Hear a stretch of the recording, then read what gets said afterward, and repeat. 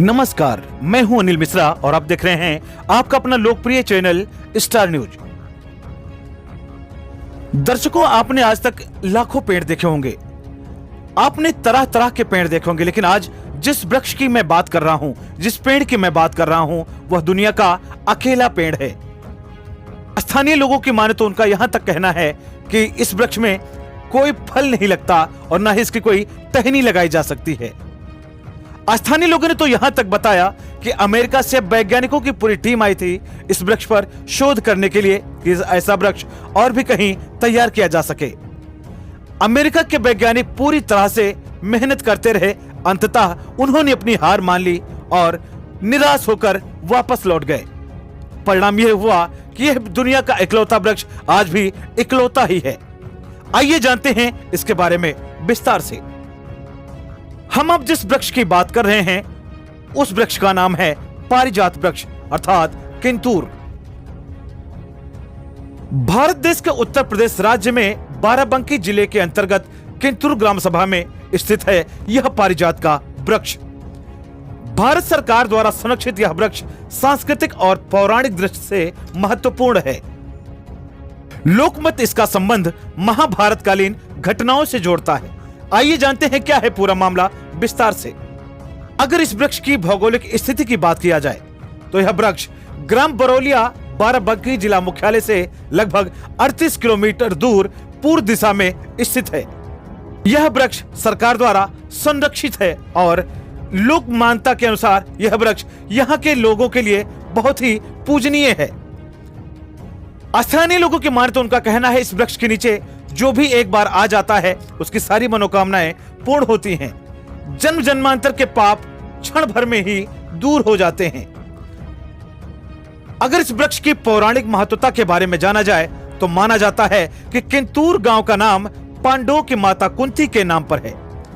जब धृतराष्ट्र ने पांडु पुत्रों को अज्ञातवास दिया तो पांडवों ने अपनी माता कुंती के साथ यहां के वन में निवास किया था। इसी अवधि में ग्राम किंतूर में कुंतेश्वर महादेव की स्थापना हुई थी। भगवान शिव की पूजा करने के लिए माता कुंती ने स्वर्ग से पारिजात पुष्प लाने की इच्छा जाहिर की। लोगों का यहां तक कहना है कि माता कुंती के लिए आकाशवाणी हुई थी कि अगर महाभारत में युद्ध में अगर विजय पानी है तो उसके लिए भोलेनाथ को इस पारिजात वृक्ष के पुष्प को अर्पित करना होगा, जिससे भोले बाबा प्रसन्न होंगे और महाभारत में विजय का आशीर्वाद प्रदान करेंगे।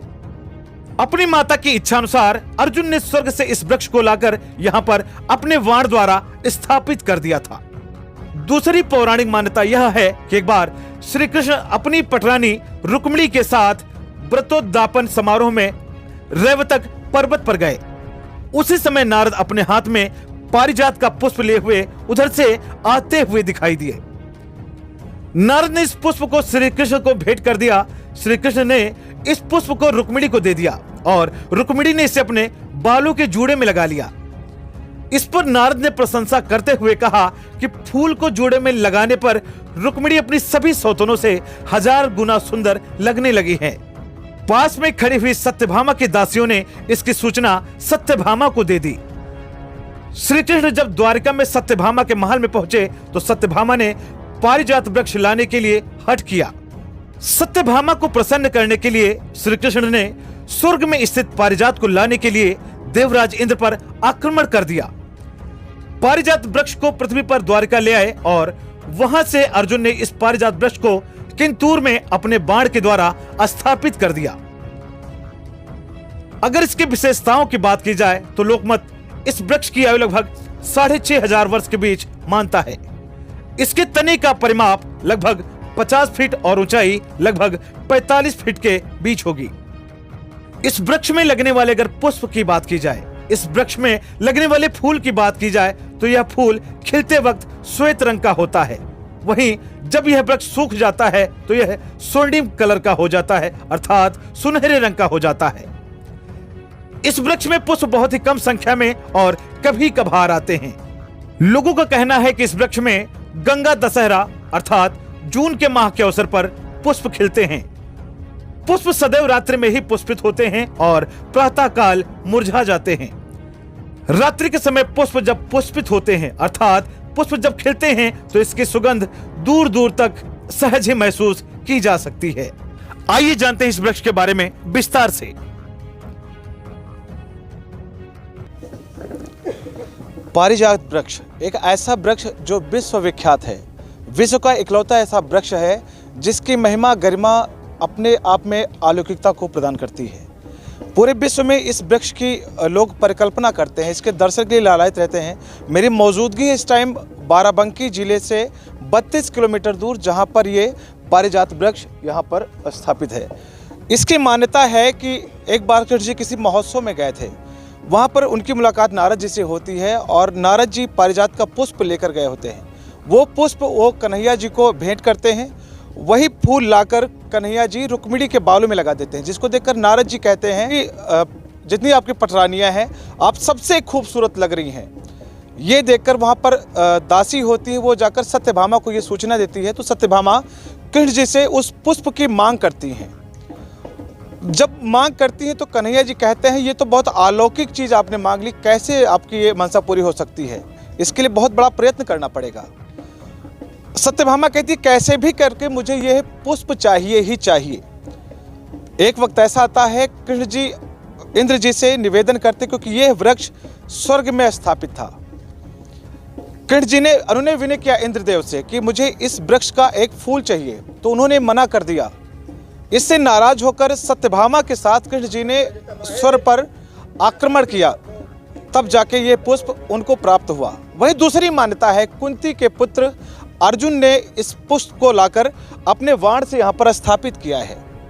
तमाम तरह की मान्यताएं हैं। अब कितनी क्या इसमें है, इसकी जानकारी हम यहाँ के स्थानीय लोगों से, जो यहाँ के पुजारी हैं, मैं उनसे जानना चाहूँगा। हमारे साथ में पुजारी जी, मैं उनसे बात करना चाहेंगे कि कैसे क्या इस मान्यता इस वृक्ष की, इसके बारे में बताएं। महाराज जी, क्या यह वृक्ष यहाँ के लोगों के लिए अर्जुन को लाया हुआ है, नंदन वंश से लाए हैं, बाण द्वार हमारे लड़ाई के लिए पराजित कर दी, तो बाण द्वार लाए हैं, बाण द्वार लगाए। स्थानीय लोगों की माने तो उनका ये कहना है कि इस वृक्ष में हरा भरा डालियां टूटती नहीं देखी गई। यह समुद्र जो डाली कमजोर होती है उसको अपने में ही समेट लेता है। कुंती में जब शंकर जी का इस वृक्ष की ना डालियां कहीं लगाई जा सकती हैं, ना ही इसमें कोई फल होता है जिससे दूसरा वृक्ष तैयार किया जा सके। पेड़ हो चुका है, बीच में अकेला पेड़, दूजा पेड़ नहीं है। इस अद्भुत अज्ञात वन में अर्जुन पांडव यही विराजमान इस अद्भुत वृक्ष को 6673 साल पेड़ हो चुका है। बीच में अकेला पेड़, दूजा पेड़ नहीं है। दुनिया के इस अद्भुत वृक्ष को देखने के लिए देश ही नहीं विदेशों से भी अच्छा, ये विश्व का इकलौता वृक्ष है, ऐसे में सरकार की भी जिम्मेदारियां बढ़ जाती हैं। इस अद्भुत वृक्ष को देखने के लिए, इसके रखरखाव को लेकर, इस अद्भुत और अद्वितीय वृक्ष को देखने के लिए सरकार यहाँ कुछ नहीं कर, अद्भुत और अद्वितीय पारिजात वृक्ष को देखने के लिए देश ही नहीं विदेशों से भी लाखों श्रद्धालु यहाँ पर आते सहज ही देखे जा सकते हैं। कौन धर्म है? अरे सरकारी यहाँ के लोगों के तो उनका कहना है यह वृक्ष हमेशा हम लोगों के लिए पूजनीय रहा। जो वाटे पराई खुआ तब उनके चाला चापा दौरत वहीं कबो झाँको तो नहीं आ रहा।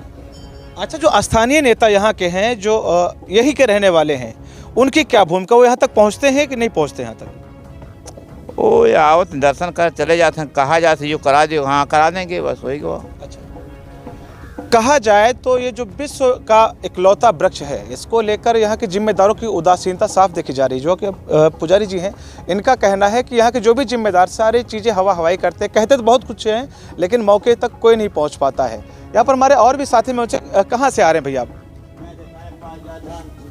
हम बाराबंकी जनपद से रामनगर स्थित हमारा गांव अमोली कला है। मेरा नाम अनुपम कुमार त्रिपाठी है। मैं जन्म से लेकर अब तक जो इसके विषय में हमने सुना है और जो पुराणों में हमने देखा है, तो वास्तव में ये सत्यभामा की प्रेरणा से भगवान श्री कृष्ण जी की कृपा दृष्टि हुई और उन्हीं की कृपा से ये वृक्ष इस बाराबंकी जनपद, बाराह क्षेत्र के नाम से जनपद जाना जाता था, और ये इस स्थान पर स्थित, ये रामनगर और महादेवा इसके बीच में स्थित ये स्थान है। कुंतेश्वर महादेव का यहाँ पर मंदिर स्थापित है और उसी से लगा हुआ ये पारिजात वृक्ष है। इसका 6 महीने ये हरा भरा रहता है और 6 महीने ये सूखा रहता है। और जून से लेकर ये जब ज्येष्ठ मंगल, बड़ा मंगल हम लोग मनाते हैं, तो ये प्रथम मंगल के दिवस में ये इसका पुष्प जो है ये प्रादुर्भाव होता है, पुष्प खिलता है और इस पुष्प की जो है बनावट बिल्कुल श्वेत कमल फूल जैसी रहती है और ये लमसम 200 ग्राम के समथिंग पुष्प रहता है। और यही पुष्प जो है आपको देखने को मिलेगा ये कुंतेश्वर महादेव में प्रथम ये ब्रह्म मुहूर्त में ये पूजन होता है, ये चढ़ा मिलता है वहाँ पे। और इसकी महिमा के विषय में तो सभी लोग जानते ही हैं, इतनी यूट्यूब और चैनलों पे ये दिखाया गया है और सभी लोग पूर्ण परिचित हैं। और इसकी मान्यता ये है कि यहाँ पर जितने लोग दार्शनिक लोग आते हैं और अतिथि लोग आते हैं, यहाँ क्षेत्रीय विधायक, सांसद, वन विभाग ने भी काफ़ी इसके विषय में जानकारी ली और पुरातत्व विभाग भी लगा है इसके रिसर्च में काफ़ी वर्षों से। और इस पेड़ में अधिकांश लोग जो है आकर के यहाँ पर मनोकामनाएं करते हैं और उनकी मनोकामनाएं पूर्ण होती हैं। अच्छा, लोगों की मानता है कि जो भी देश और विदेश यहाँ पे श्रद्धालु आते हैं इस वृक्ष के दर्शन के लिए, इस वृक्ष के दर्शन के लिए आते हैं, यहाँ पे पूजन अर्चन के लिए आते हैं, तो उनकी एक जिज्ञासा होती है महाराज जी कि कभी इसमें पुष्प लगता है तो कभी ये पतझड़ रहता है। इसके विषय में कुछ जानकारी बता तो रहे हैं कि 6 महीने हरा भरा अच्छे ने पतझड़ रहता है। हाँ, जून जुलाई में हरा भरा होता है और गर्मियों पर हाँ जाड़े में पतझड़ होता है। अच्छा, यहाँ पर अगर देखा जाए तो देश के विदेशों से भी तमाम श्रद्धालु आते हैं यहाँ के दर्शन के लिए। अगर वन विभाग की बात की जाए तो उसने भी काफ़ी समुचित व्यवस्था कर रखी है। और मैं और भी यहाँ पर जो मंदिर बना हुआ है वहाँ के पुजारी से मैं भी बात करना चाहूँगा कि कैसे क्या मान्यता है, क्योंकि ये वृक्ष 6 महीने यहाँ पर सूखा रहता है और 6 महीने हरा भरा रहता है। बात की जाए यहाँ के जिम्मेदारों की तो उनकी उदासीनता यहाँ पर साफ देखी जा रही है, क्योंकि यहाँ के जो पुजारी जी हैं उन्होंने बताया कि लोग कहते तो बहुत कुछ हैं लेकिन मौके तक कोई आता नहीं है यहाँ पर। अब यहाँ के जो पुजारी हैं, जो यहाँ का एक दिव्य मंदिर बना हुआ है, उस मंदिर में चलेंगे, वहाँ के जो पुजारी उनसे बात करेंगे कैसे क्या यहाँ की मान्यता है, कितनी मान्यता है और कहाँ कहाँ के श्रद्धालु यहाँ तक पहुँचते हैं दर्शन करने के लिए और उनमें कितनी आस्था होती है इस दिव्य व अलौकिक वृक्ष को लेकर। यहाँ पर देखिए बहुत ही भव्य मंदिर बना हुआ है और यहाँ पर श्रद्धालु भी काफ़ी संख्या में हैं। यहाँ के पुजारी जी बैठे हैं, मैं उनसे भी बात करूँगा कि कैसे क्या यहाँ की व्यवस्था है। महाराज जी, क्या शुभ नाम होगा आपका? जी, मेरा नाम भरत दास है। अच्छा महाराज जी, पहले तो इस मंदिर के विषय में बताएं। ये मंदिर राम जी हैं, माता जानकी जी। ये मंदिर लगभग 30-35 साल पुराना हो रहा है। ये हमारे पूर्वजों ने बनवाया है। हम तो अभी थोड़ा यहीं 4-6 साल से यहीं पे रहने लगे हैं। हमारे महाराज जी बाहर बैठे हुए हैं, वो यहाँ के महाराज जी हैं। मैं तो यहाँ का एक पुजारी हूँ और छोटा सा सेवक जी। अच्छा, ये जो वृक्ष है, जो विश्वविख्यात वृक्ष है यहाँ पर पारिजात का, लोगों की तमाम तरह की मान्यताएं हैं इसको लेकर कि चुनरी बांधने से ये मिलता है, परिक्रमा होने से ये होता है। इसके विषय में थोड़ा प्रकाश डालें। नहीं, ये जो आपने सुना है ये बिल्कुल सच है। हाँ, ये चुनरी बांधने से और मानता जो आप सच्चे दिल से इनकी परिक्रमा करते हैं और जो इनसे मांगते हैं वो मिलता है। इसीलिए चुनरी लोग बांधते हैं, परिक्रमा करते हैं। इनके दर्शन से लोगों का जीवन धन्य हो जाता है। अच्छा, क्या मान्यता है, इसको कौन लेकर आया था, कैसे स्थापित हुआ, इसके विषय में थोड़ा? ये पेड़ समुद्र मंथन में निकला था। 14 रत्नों में एक रत्न है, जिस स्वर्ग लोक में था। पांडवों लोग अज्ञातवास में ला करके यहाँ पर लगाए हैं अपनी माता के लिए। उन्होंने इनके पुष्प की पूजा जो है शंकर भगवान की है। तब उन्होंने कुंती को वरदान दिया कि जाओ तुम्हारे पुत्र की युद्ध में विजयी होगी। तब से ये पेड़ यहीं पे है। यहाँ के पुजारी जी का कहना है कि ये जो वृक्ष पारिजात का है, इसको अर्जुन जी ने अपने बाण से यहाँ पर स्थापित किया है और जो भी यहाँ पर सच्ची निष्ठा के साथ, सच्ची भक्ति के साथ आता है और यहाँ पर चुनरी बांधता है, परिक्रमा लगाता है, उसकी सारी मनोकामना पूर्ण होती है। हमारे साथ कुछ माता शक्तियाँ भी हैं, मैं इनसे भी जानकारी करना चाहूँगा। कहाँ से आई हैं? हम भैया बहुत दूर से सीतापुर से आए हैं। सीतापुर से। जानकारी कैसे हुई यहाँ के बारे में? जानकारी हमारा यहाँ का मायका है। अच्छा, कटवा धाम का। अच्छा, तो कैसे क्या यहाँ की मान्यता है, उसके बारे में थोड़ा बताएं। नहीं बता, आपको नहीं पता? नहीं, ये जैसे चुनरी बांधते हैं, यहाँ परिक्रमा लगाते हैं। हम पहली बार यहाँ आए हैं। यहाँ पर तमाम लोग हैं, कुछ स्थानीय लोग, मैं उनसे भी बात करना चाहूँगा। वो बताएंगे कैसे, क्या शुभ नाम होगा आपका? मेरा अंजलि सैनी नाम है। अंजलि जी, इसके विषय में बताएं थोड़ा यहाँ, क्योंकि आप स्थानीय यहाँ के बारे में ज़्यादा अच्छे से आप बता सकते हैं। हाँ, तो यहाँ पे भाई मन्नतें पूरी होंगी इसीलिए सब आते हैं। अच्छा। और कुछ बहुत लोग होंगे, मतलब कुछ सोच के ही आते होंगे इतनी दूर से। यहाँ के लोगों का कहना है कि यहाँ पर चुनरी बांधने से, परिक्रमा लगाने से उनकी जो भी मान्यता होती है, जो भी उनकी अरदास होती है दिल की अगर कही जाए तो सारी पूरी होती है, क्योंकि ये एक ऐसा वृक्ष है जो देवताओं द्वारा स्थापित किया गया है। महाभारत कालीन यह वृक्ष अपने आप में अलौकिकता को प्रदान करता है। जो भी यहाँ पर आता है सच्ची निष्ठा और सच्ची भक्ति के साथ उसकी सारी मनोकामनाएं पूर्ण होती हैं, ऐसा यहाँ के लोगों का कहना है, ऐसा लोगों का विश्वास है। शायद यही वजह है जो देश और विदेश से लाखों श्रद्धालु प्रतिदिन आते हैं, यहाँ का दर्शन करते हैं, यहाँ से आशीर्वाद ग्रहण करते हैं। मैं आपको कुछ तस्वीरें और दिखाना चाहूँगा। लोग परिक्रमा तो लगा ही रहे हैं, यहाँ पर चुनरी बांधी गई है, तमाम चुनरियाँ, और उनकी ये मानता है कि जो भी यहाँ पर आकर सच्ची निष्ठा के साथ, सच्ची श्रद्धा के साथ इन चुनरियों को बांधता है उसकी सारी मनोकामना पूर्ण होती है। और शायद यही वजह है जो ये पूरी जाली आप तस्वीरों में देख रहे होंगे, ये पूरी जालियाँ बिल्कुल चुनरी से बिल्कुल सटी हुई है, बिल्कुल पटी पड़ी है। आप देखिए तस्वीरों में किस तरह से लोग आए हुए हैं और अपनी मान्यताओं को यहाँ पर पूरा करवा रहे हैं। देखिए चुनरियों से बिल्कुल पूरी जालियाँ बंधी हुई हैं।